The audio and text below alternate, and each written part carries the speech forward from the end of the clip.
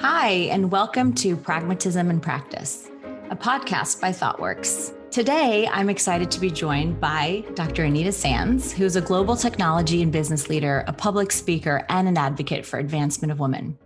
She currently serves on the board of 3 Silicon Valley public companies and as a board director at 2 private companies, including Thoughtworks.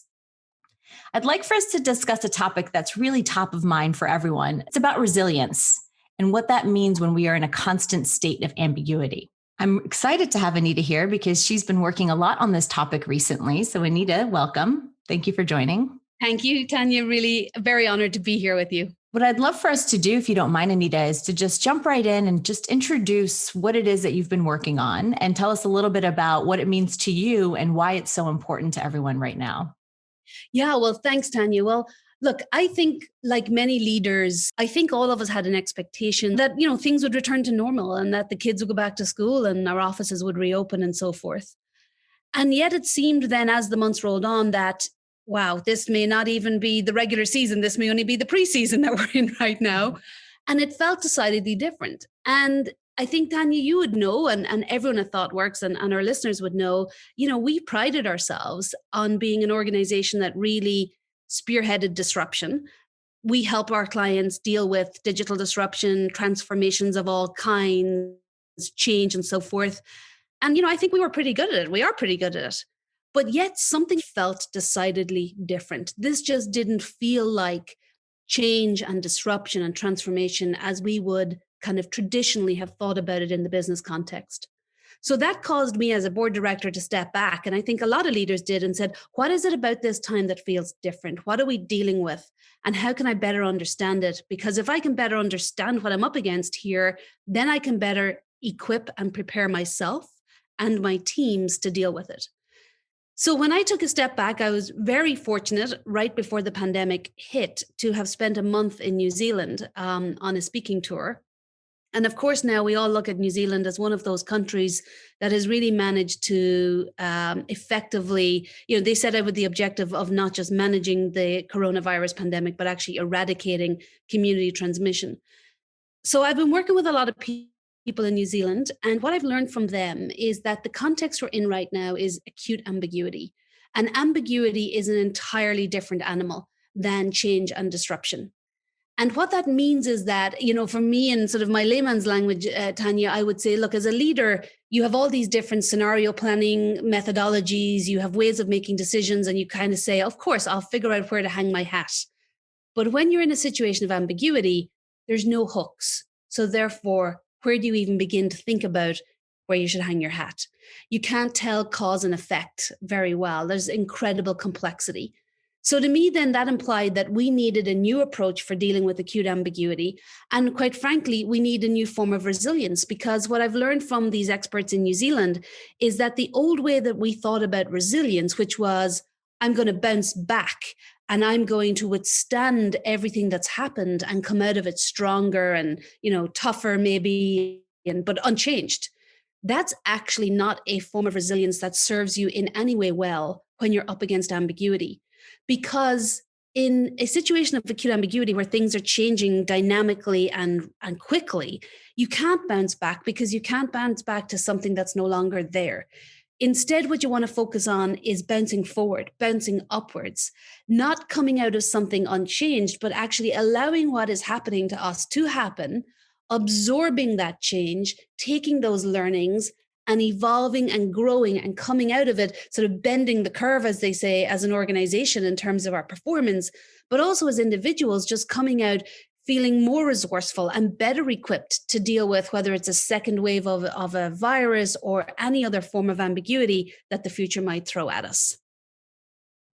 And you mentioned unchanged, and I think that's a really interesting way to think about it, because I do believe that in general, people feel that there's a lot of change that happens around us on a regular basis. Therefore, for the most part, we're prepared for change because it's the only constant. It's the only thing that happens. But this particular instance has really flipped that on its head. What does that mean when you say coming out unchanged, or how do we flip and skip to the next level? Can you dig a little deeper there? Absolutely. And, Tanya, you've hit on two really critical elements of what I was excited to talk about today.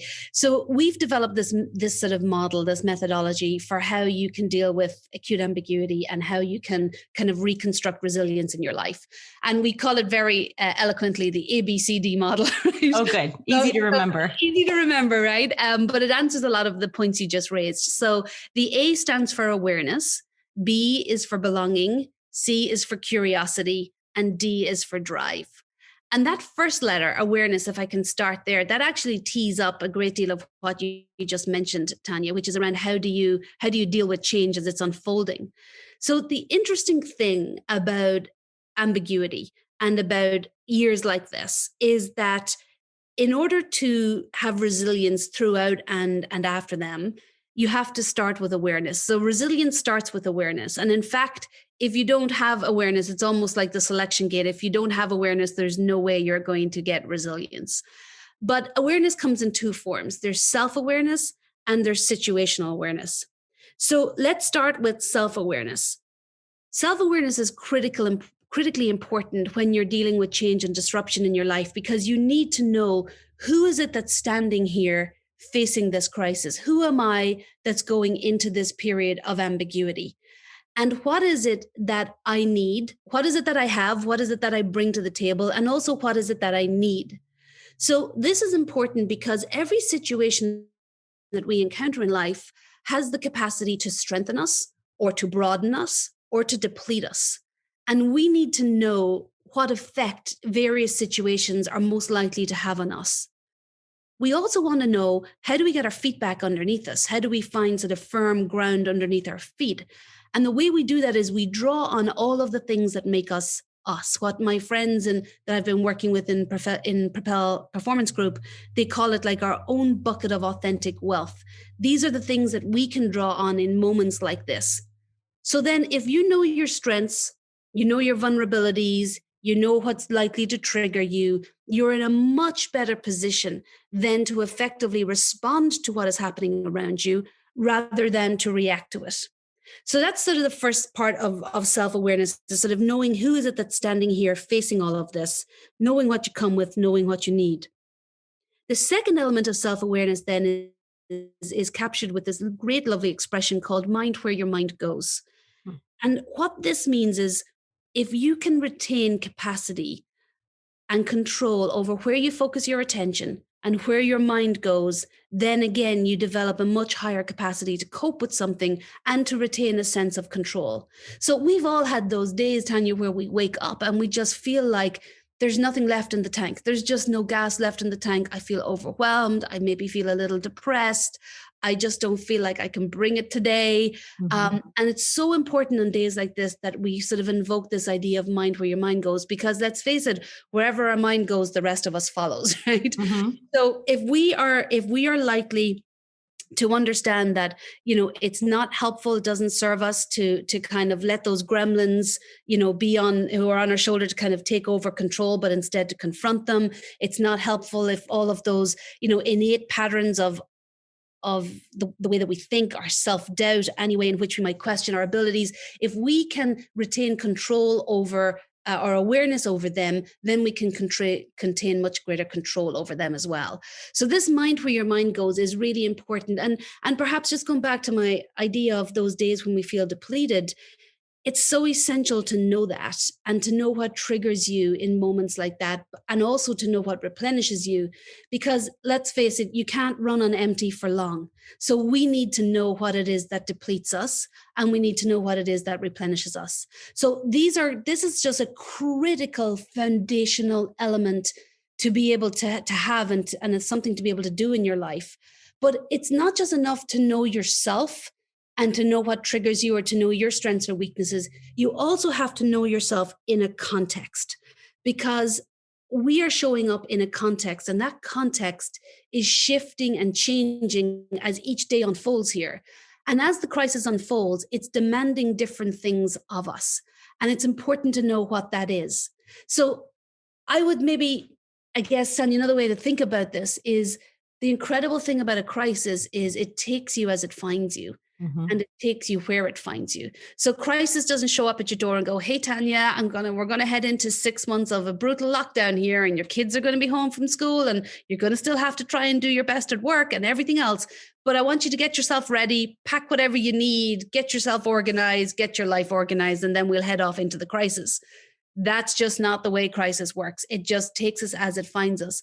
And the truth is that some of us were in better shape going into this crisis than others. And crises are notorious for surfacing whatever little vulnerabilities you had in your life, but also whatever those fault lines were, they've kind of cracked wide open.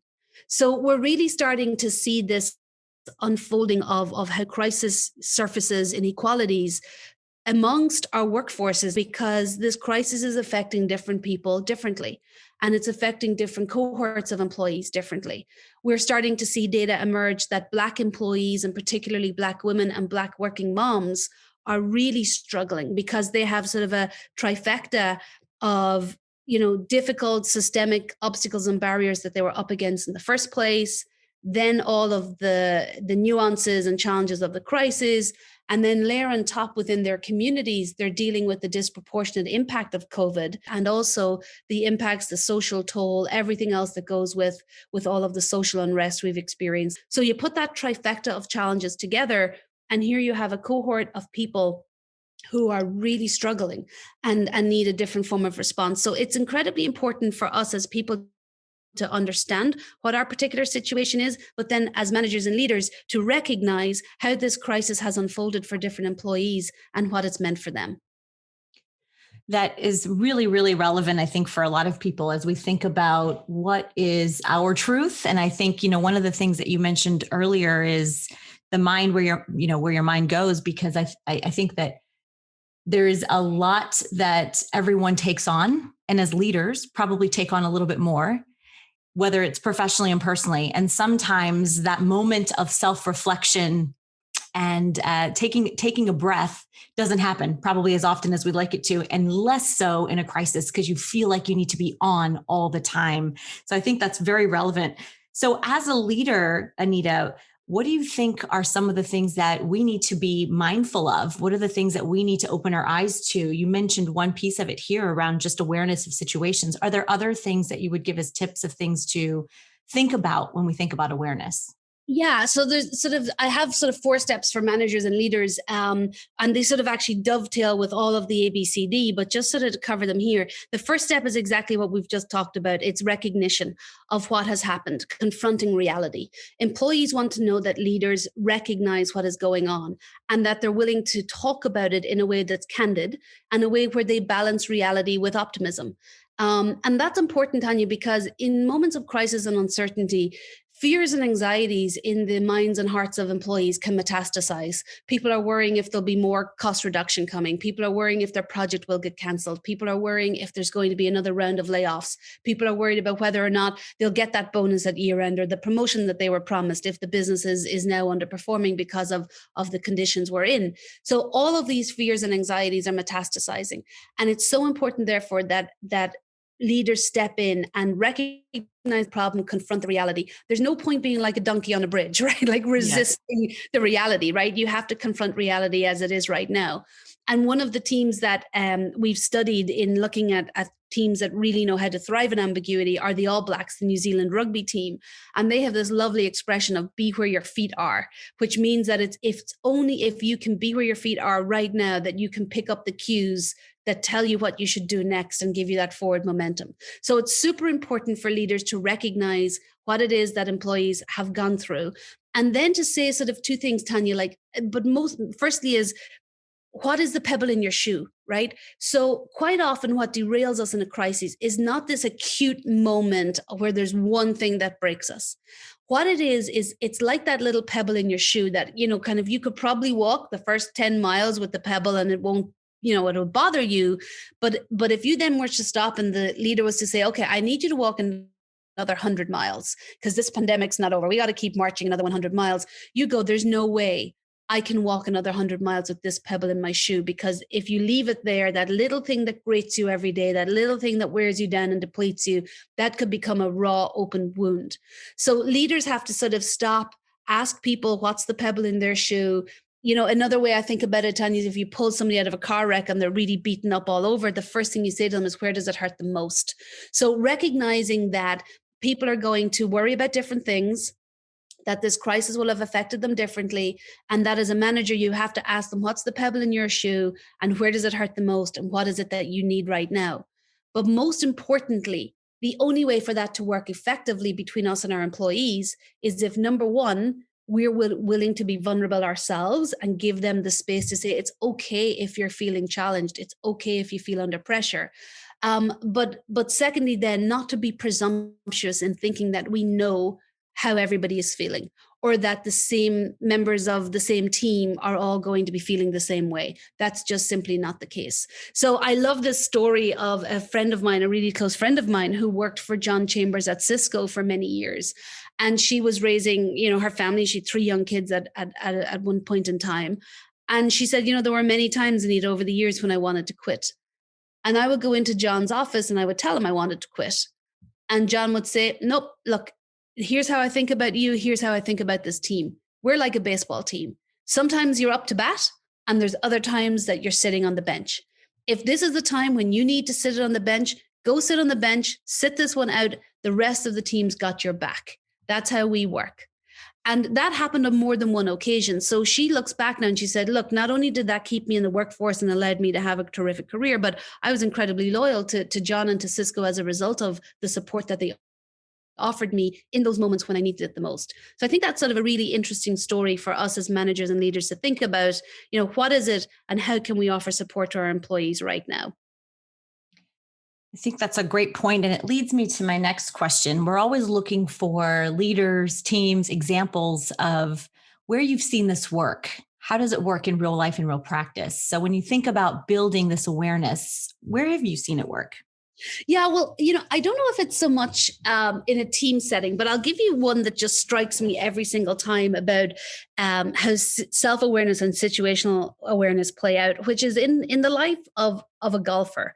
So I was watching the US Open a few weeks back, Tanya, and this guy, Bryson DeChambeau, won it somewhat, I think, unexpectedly. And I watched a number of his interviews afterwards because he really talked about the power of curiosity, which we're going to talk about later. But the interesting thing about a golfer, if you think about it, is that they need absolute self-awareness. First of all, they need to be present and in the moment, right? They can't ruminate over whether the last hole went well for them or not, because that will destroy their chances of playing this hole well. Or they can't worry about the fact that a really difficult and challenging hole is coming up next, because again, that will impact their ability to operate effectively in the moment. So they need that sort of self-awareness. They need to be present. They need to mind where their mind goes, as any golfer will tell you, that it really is a game of mental ability as much as anything else. But then they also need to invoke this situational awareness, which is, look, I need to be conscious of exactly what is happening in this situation right now. Which way is the wind blowing? How strongly is the wind blowing? Which way is the grass lying? So I love that as an example of where self and situational awareness come together in a very meaningful way, minute by minute, in the life of a champion golfer.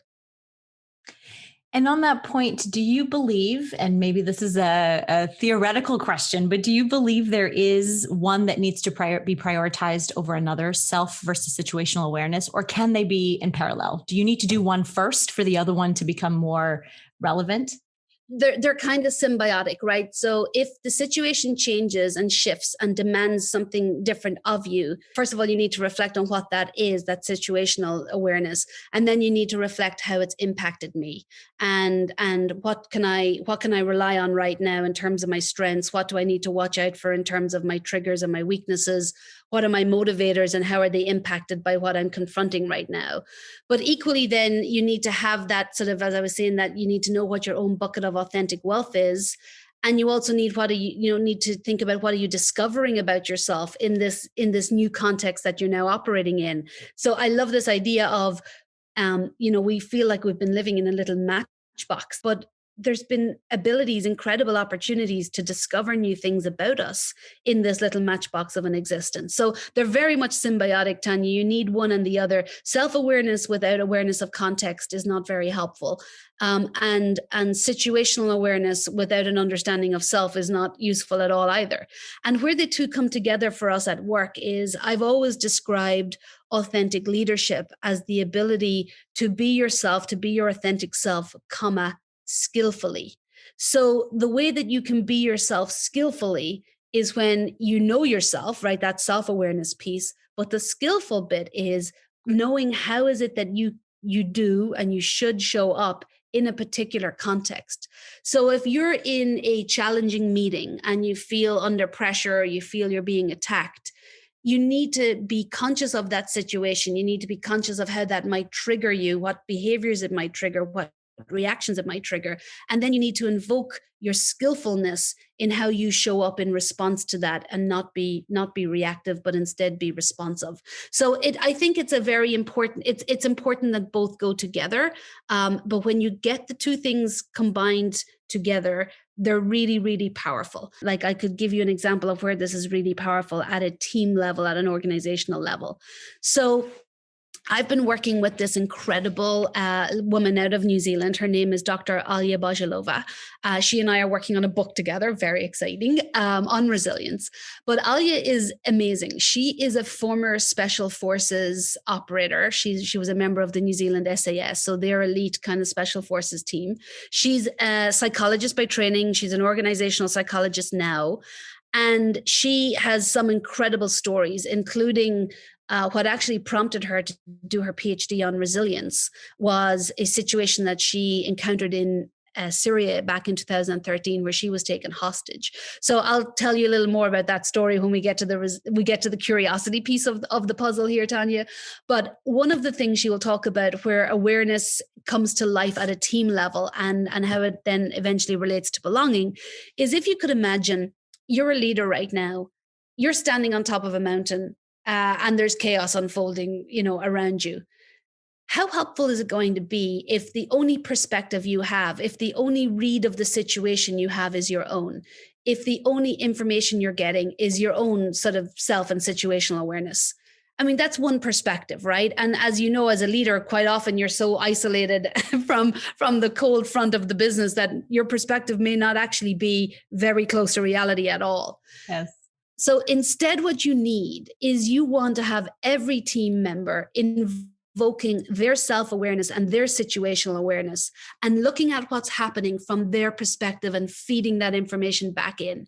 So I always like to say ice melts from the outside in, right? So if you're all standing on an iceberg, you really want to be getting the word from the folks who are out there on the edges of the iceberg about how quickly it's melting, right? So what that means is, from a leadership standpoint, is you want to be hearing from all your employees. You want to be hearing from those who are on the front line with customers, telling us how is customer behavior shifting. You want to be hearing from people in operations about how the supply chain is holding up. You want everybody to be looking at the problem, at the situation, giving their read of the situation from their unique vantage point. So Alia uses this beautiful expression about special forces, and she said, we design for diversity because in our world, a diverse set of skills and perspectives is actually critical for survival. So then when we're out on the battlefield, we want everybody to look at what's happening, leveraging their skills, their experiences, their biases, their read. And she said, because what we certainly don't want is to have every team member looking at the problem through the same set of binoculars. And I just really found that such a powerful kind of image to think about. You want, in moments like this, to leverage the diverse perspectives and skills and experiences of each team member, because that gives you the most intricate and complex read of the situation. And at an organizational level, Tanya, what's incredible then is that transforms this idea of self-awareness and situational awareness into strategic awareness, into something that is a strategic and competitive advantage. But, however, it requires certain conditions in order for that to work. And that's where we kind of get into the belonging piece. I think that example you gave is actually a really great one to reflect on self and situational awareness. This idea that you are self-aware enough to know what you know and what you don't know, and that lens that you wear, but also recognizing what you need in that particular situation to bring from your diverse team, your colleagues, your peers, to be able to holistically look at a problem and figure out the right path forward, I think is a really, really great way to reflect on awareness, which is also a nice tie-in to belonging, which will be the second part of our 4-part series around thriving and ambiguity. So with that, Anita, thank you so much for talking to us about part 1, awareness. And for everyone else, please look forward to episode 2, which will be about belonging. Thank you, Anita. Talk to you soon. Thanks, Tanya.